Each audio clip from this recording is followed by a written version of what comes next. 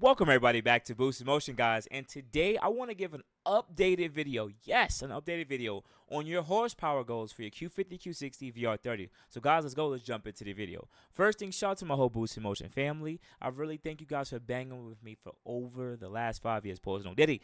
But anyways, I want to make this two-part video. This is going to be a video if you're looking to gain 400 to 500 wheel horsepower, and I'm going to make a second video from 600 to 700 700 horsepower, because you got ADHD, man. You got TikTok brain, man. You can't watch anything for too long. So I want to make a short list of some of the parts that you should get, and I'm not going to make this necessarily a boost on the budget video, but I'm going to try my best to tell you the exact things to get so you get the most amount of wheel horsepower out there. So guys, let's jump into the video. So first thing, I may show some pictures, I may not show. But first thing, you need a goddamn Q50. It's that freaking simple. You need Q50, Q60.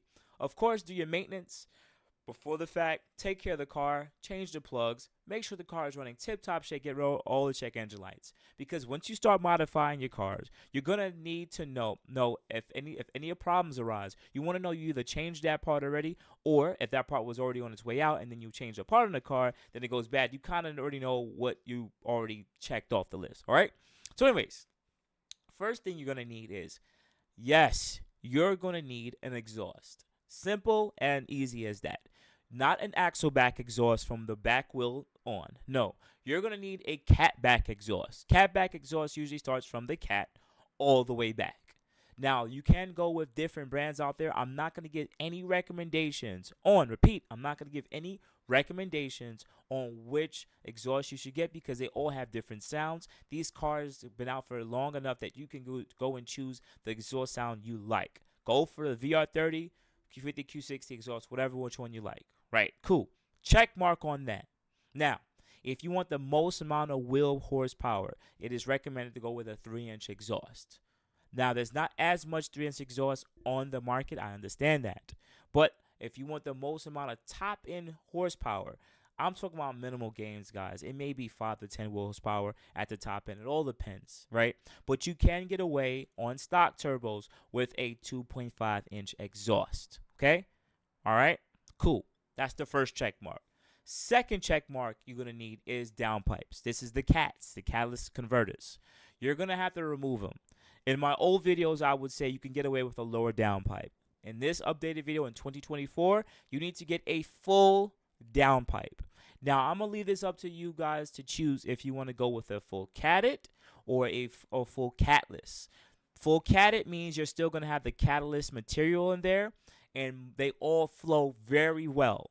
The cell counts they use, or let's just say how much back pressure off the turbos they really that may exist, is not as much as you really think. They have a high flowing catalyst material, and you're on stock turbos. Most of these 400 or 300 cell catalyst material can flow up to 5 to 600 horsepower. Guys, you're only gonna be pushing down. You're aiming between 4 to 500 wheel horsepower. That means 300 horsepower on each bank. So the catted downpipe will suffice. Right now, you can pick the ones you choose out there. Go with that one. Check mark. Or you can go with a full catless. Usually, full catless will be cheaper. You will smell more exhaust, and it will be even a little louder, depending on the exhaust you use. But at least you know you have no back pressure at all sitting on the turbos. Okay, you can. Both ways, you're going to hit peak wheel horsepower on both of these units if you want to go max effort and or close to it. So I recommend both full catless and catted on the VR30, Q50, Q60. Now that we've taken care of the exhaust, we want to now work on, well, what horsepower are you actually looking for? Are you looking for 400 wheel or 500 wheel? The difference is actually going to be all depending on what you really want to get done on the car. Now, as crazy as it may be, the next parts I'm going to speak about isn't for exhaust and or intake.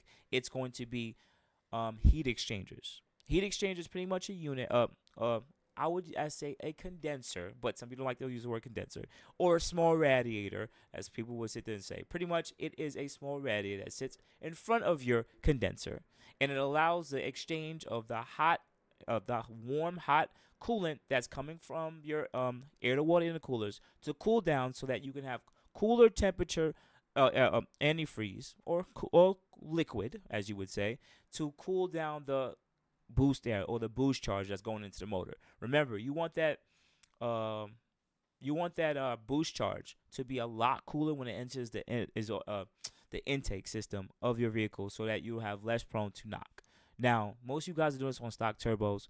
You're going to be tuned on 91, 90, or 93, or even E85, right? We'll get to fueling a little bit later. But you want to upgrade it, heat exchanger. There's plenty of different ones on the market. Here's a little secret. Most of them have about the same capacity.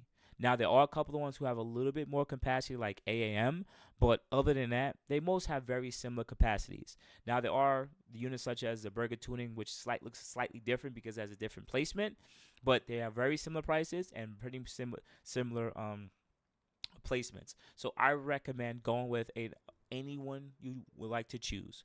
Check mark, check mark, check mark. I want to go pick what's best for your pocket, but most of them are going to, damn near all of them are going to work well. Just make sure that they're installed and the system is bled properly. Any tuner will tell you that. All right?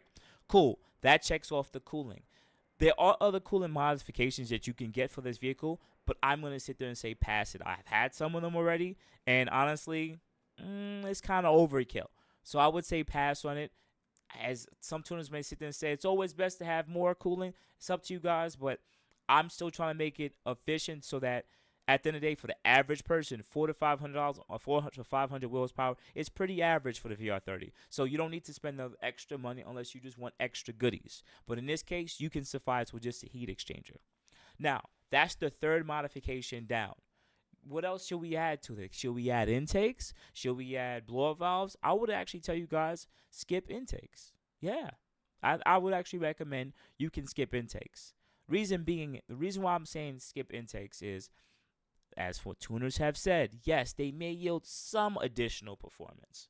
In some cases. But they've noticed that on stock turbos, the stock airboxes do quite well. So you may get slightly more top end horsepower or quicker boost spool from the turbos, but it pretty much stays right there because it all dependent on the exhaust. If you have a flowy exhaust, the turbos are going to perform quite well. So I'm going to tell you guys, skip the intake system. Yeah, I know. Now, we are off exhaust and breathing mods and cooling mods, right? This is going to leave you up to tuning. Yes, tuning the actual vehicle. So you already know that you took care of maintenance. You got your cab back, you got your downpipes, no stock intake, and just a heat exchanger. You're going to look for different tuners in the market. There's plenty of them out there. The ones that work with the channel over the years is Sonic Tuned, Z1 Motorsports, Racebox, and AMS. And there's a couple other tuners out there who've been in this market for at least 5 years plus. They're all pretty good. But the ones I name are usually the best, right? No shade to anyone else. I know you guys are good tuners. I just haven't dropped some of your names out there, okay? Because some of you guys have been in this community for quite a long time, right? Now, once you get the car tuned, you got to remember, you got to be realistic. There's enough dynos out there that have that shows you that. I'm going to leave it right here, and I want to put an asterisk, and I want to split it right here. If you want 400, 450 wheels power, anything in the 400s territory, pretty much mid and lower, you can go with an actual tune on 91 or 93.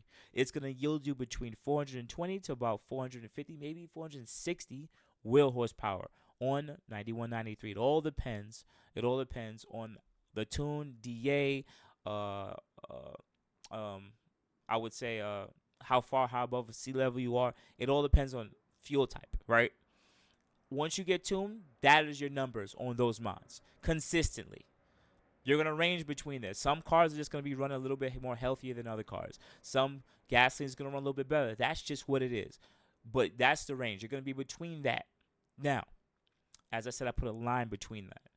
Now we're talking about 500 wheels power. We're not talking about 550, 560, close to 600. We're talking about low 500 to very low 500 wheel horsepower.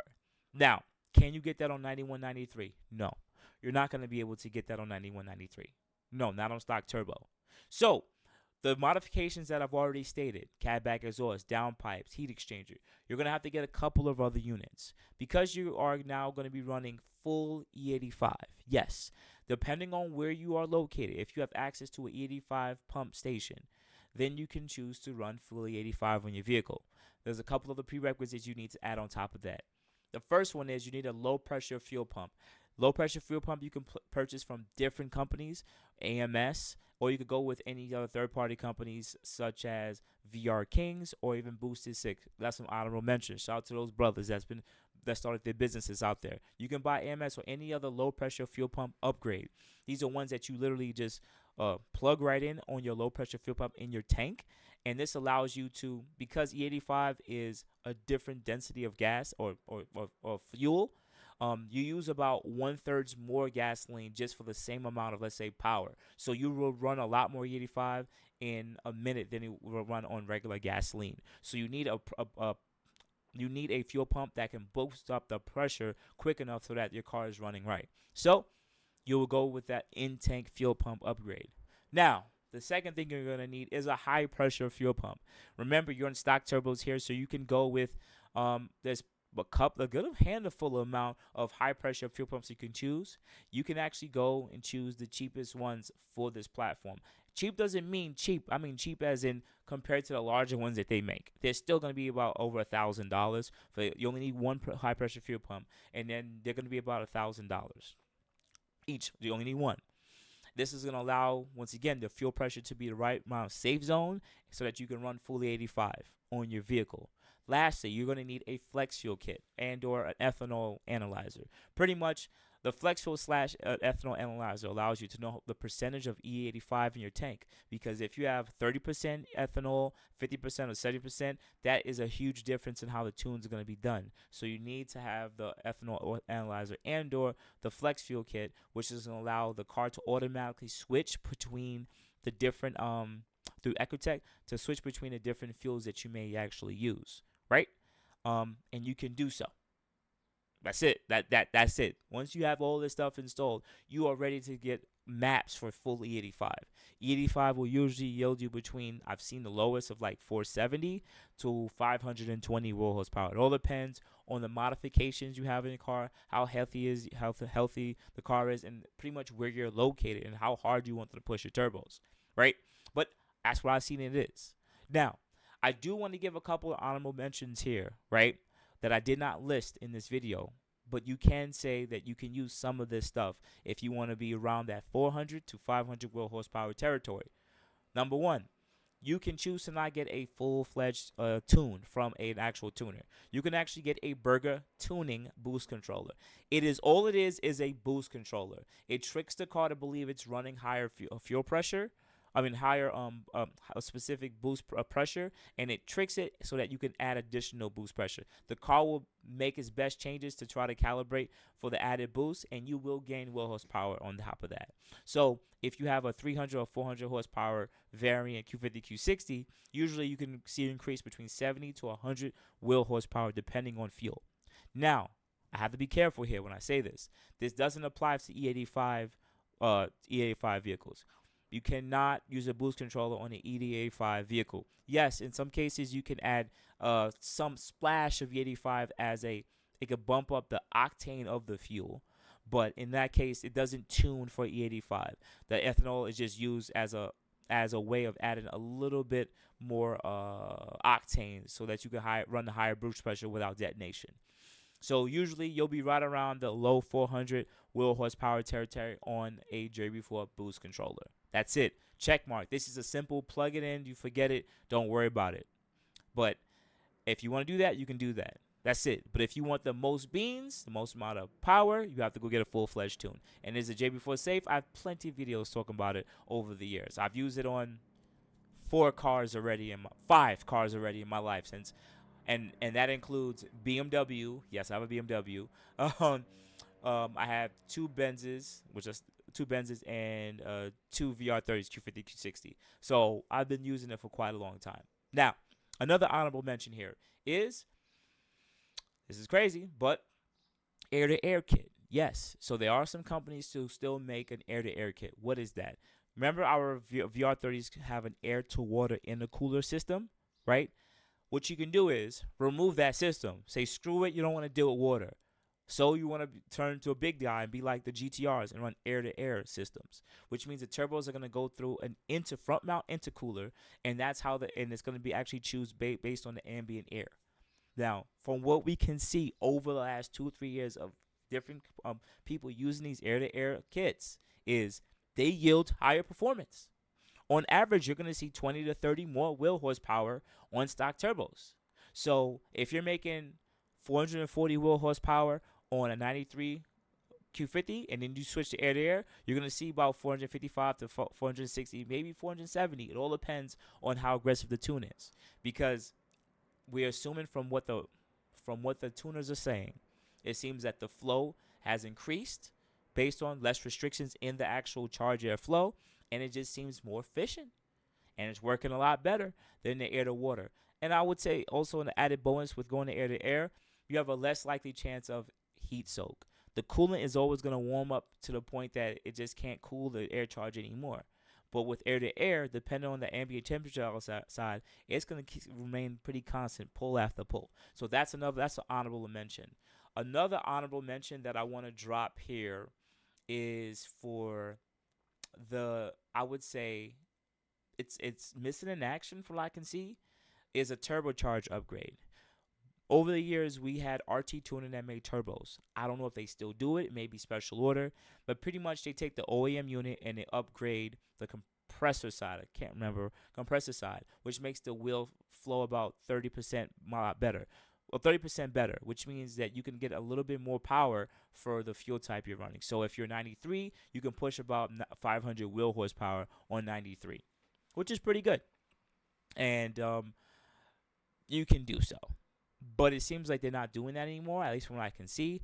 Also, these units are, if they were on the market, they still are on the still lower end or still kind of expensive for what they are, knowing that there's so much other turbos on the market now that are very similar in price that can yield way better performance. So that's probably why I don't see them anymore, because honestly, there's better units now out that could perform a lot better, especially at the added cost of dropping a motor. So those are just honorable mentions, and honestly, we can actually remove the RT turbos. You can still do the air-to-air. It's just not plentiful enough in the market yet for people to really care about it, but I think air-to-air is still one of the best game changers for the community. Now, lastly, out of all the performance parts to get you that 400 wheel to 500 wheel to low 500 wheels, I think we can stop right around there. And as of right now, I believe the stock turbo record is somewhere around mid 500 wheel horsepower. That is an air-to-air kit with fully 85, and it's going to be mid to high 10 seconds, close to like 128, 127 miles an hour at the track. Okay, that's where you're at. And those are still pretty fast cars. I can't remember the 6130 times, but that's pretty good. And you're doing all of this on stock turbo. Now, there's different other coolant packages you can add to the vehicle if you want to. There's a lot of other different things, but those are the ones I recommend. That at the minimum you need. Anything else is just additional protection, I would say. From cooling was additional cooling. That's really it. But no matter what, I think those are the things you would want to check off. Also, I want to put in the PSA in this video, because I want to make sure that you guys have all information. When you after that you install a lot of this stuff, one of the common things you may run into, just put out, can you run stock injectors on full 85 on stock turbos? Yes. Stock injectors will suffice. But it is still pretty common when you install the high pressure fuel pump. Over the years, they do recommend that you change out the OEM fuel rails. Yes, you should buy brand new fuel rails. This is what AMS recommend. Brand new fuel rails with installing a new high pressure fuel pump. For whatever reason, the old fuel rail with the added pressure, for some reason, maybe dislodging some kind of contaminants on the inner lining of the fuel rail, and these little small particles are falling into the injectors and sticking them. That's what AMS has concluded or alluded to, right? Some people said this could be during the installation of the high pressure fuel pump, because you're not working in a clean space, and once those stuff gets in the high pressure fuel pump, high pressure rails, it goes into the injector and it sticks them too. Remember, these are direct injection, so be careful when installing it. But just don't be surprised if you install a high pressure fuel pump that you may run into a misfire or two because of this. Another honorable mention: change out your fuel pressure sensor on this vehicle when you're running fully 85. Fuel pressure sensor is going to be at the back of the fuel roll itself.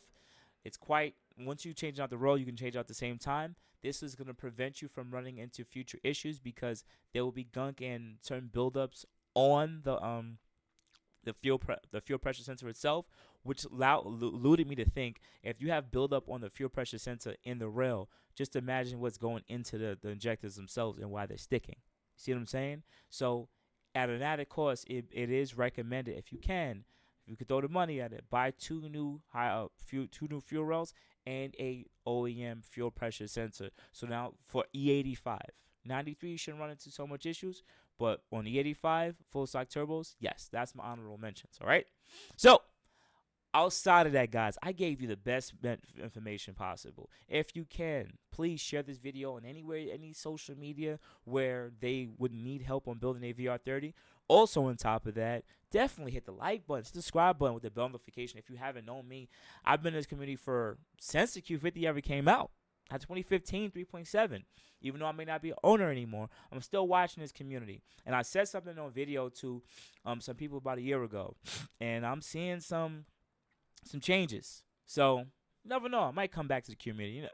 Never know. Right now I'm doing my foreign stuff, and I love these cars. But you never know, I might come back and I want to get some records too, if you know what I mean. So outside of guys, you have a good morning, good afternoon, good night. I'm going to drop a video on how to achieve 600 to 700 wheel horsepower on your VR30 Q50, Q60. All right? So outside of guys, you have a good morning, good afternoon, good night. I really appreciate you guys for always showing your support.